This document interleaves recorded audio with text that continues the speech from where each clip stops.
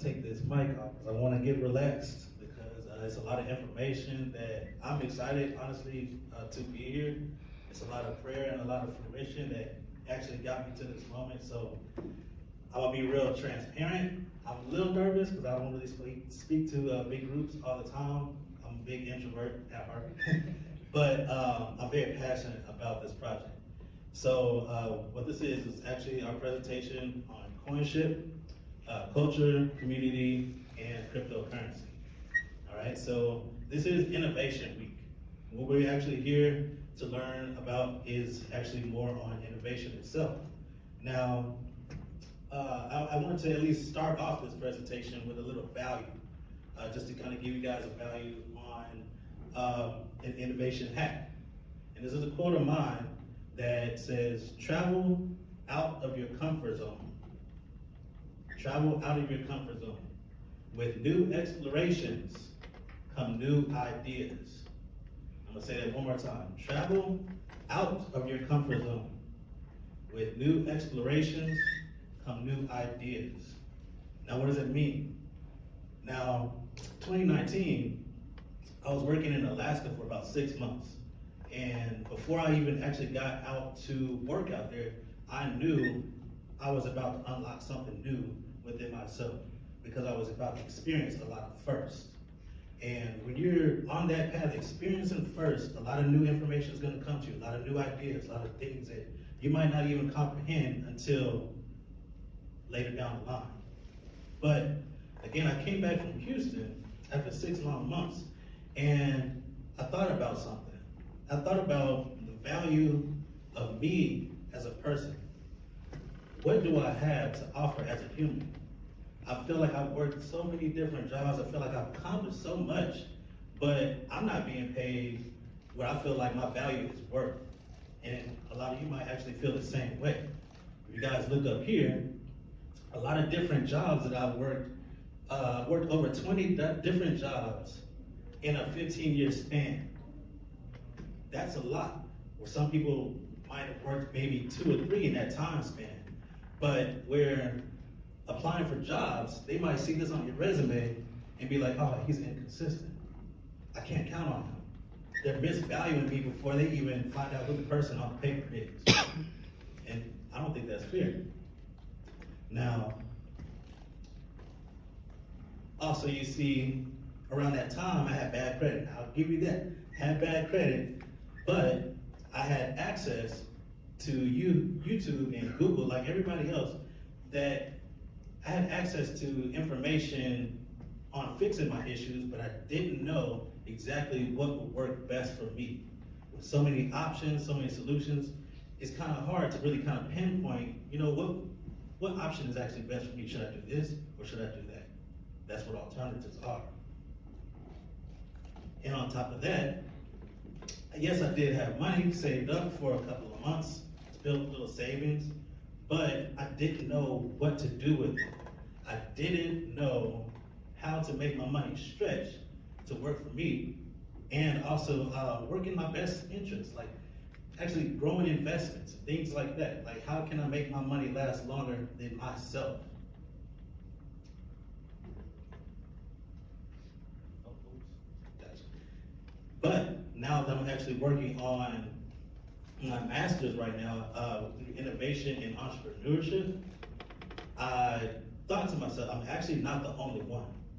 I'm not the only one that's could use actually a little bit more financial literacy. I'm not the only one that can use a little bit more access to funding to fund my own business ventures or make myself available to where I can actually make $1 million and afford to give that to my alma mater if I wanted to. I'm not the only one who actually needs to know knowledge of resources. And data information being shared online is very, very easy to be advertised grant opportunities just as much as it would be grant payday loans. Both of these situations can fix your issue, but what you're being marketed to definitely matters. And that information that comes to you and your choice that you have available to you, that matters. And I'm not the only one who continuously gets undervalued. I'm not the only one who's applying for these different jobs, businesses, loans, getting denied, only for them to actually take my information and sell it to third parties who I don't even know. And I'm pretty sure everybody in this room does not want their name in somebody's mouth that you don't know. Can we agree? Okay, all right. So, with that, I wanted to let you know I'm worth it. I don't know about y'all. I feel like everybody in this room is worth it. We all are. In fact, HBCU community is so rich with culture, it's not even funny, but it is kind of funny. We have so much value that these big businesses like Amazon and Google are definitely capitalizing off our data more than we are. They're capitalizing off the value of who you are as a person, what you have to give, more than you are. That's not fair to me. So, with the solution, we came up with Qoinship. And with Qoinship, what we're looking to do is actually monetize the value of your data through cryptocurrency. Now, what does that mean? Now, just go moving along here so you can actually see the degree of how a cryptocurrency token and its utility and its value can be broken down. What I had to do was actually take a moment to figure out, okay, how can I monetize my value as a person? I feel like I've worked so many jobs. I actually own these different businesses. I've graduated high school. I've graduated college. What do I have to show for it financially to equate to that value? But now with cryptocurrency, we're able to make our own money. And I'm not saying make our money as in work for it, but I'm saying we can create our own money, y'all. With cryptocurrency, we can define what that value of that token or that currency is set in. So what I did was actually go ahead and I broke it down in about 6 different categories. We got our education, our credit score, our job history, our social media profiles, our monthly spending on our apps and services, and the businesses that we own, whether it be an LLC, DBA, a nonprofit. All these different things matter to the value of who we are as a person and what we can offer to our community.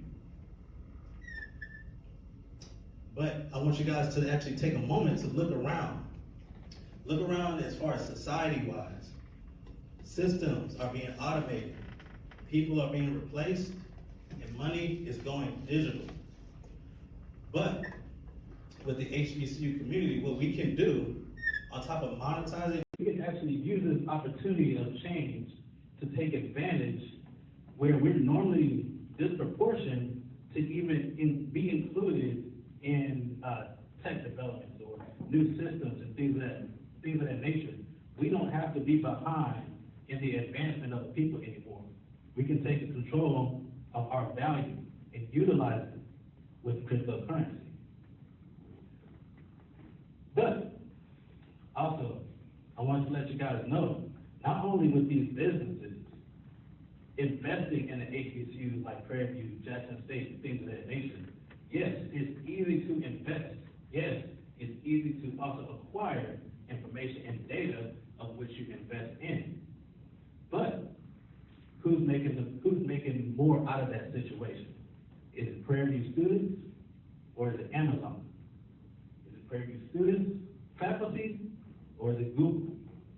All of these big businesses are making so much from the data within the past 5, 10 years, but a lot of people don't know that the capitalization of all of these businesses is focused heavy on the data that they acquire. It's time right now for us to actually be able to take advantage of the value that we have. All these big businesses, they're already doing it.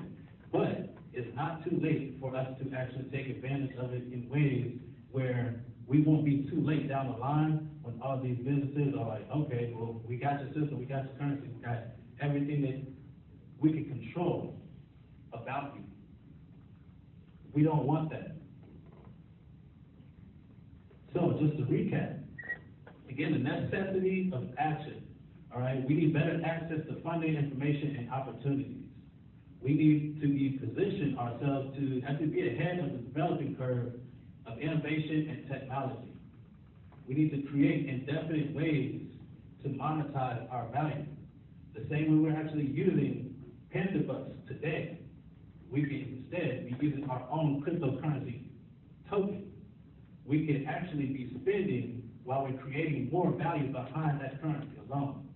We can be the first to actually change the ecosystem of finances, not only within the student body, but also the staffing, the alumni, and the community beyond, outside of just the campus itself.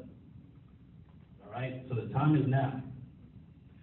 Now, what me and Ms. Keisha right now are actually working on with the grant opportunities, we're working on a $250,000 grant opportunity for us to be able to build a wallet app. And this wallet app is going to take a lot of information. It's going to take a lot of research on top of this innovation, where it comes with operations, promotion, research, marketing, and the app itself. But to do this, what we can actually do instead is be creating this app as a student body. We can all be involved in the process of actually making this happen. We can be the first HBCU to make that stamp and be like, hey, we're actually implementing cryptocurrency in a program that involves not only the students, not only the staff, but also the alumni and the community beyond. All right? So I want to end out on this quote. Right now it says, excuses will always be there for you, but opportunity won't. Again, today is our opportunity. Let's go ahead and take our chance and bet on ourselves. Because again, we're here for innovation. No one else is actually going to be doing what we're here to do. We're here to create. We're here to make the opportunities happen. It's like the world is really depending on our creativity. And right now, the action is ours to take. So thank you again. My name is Roshan, founder of Qoinship. Thank you for your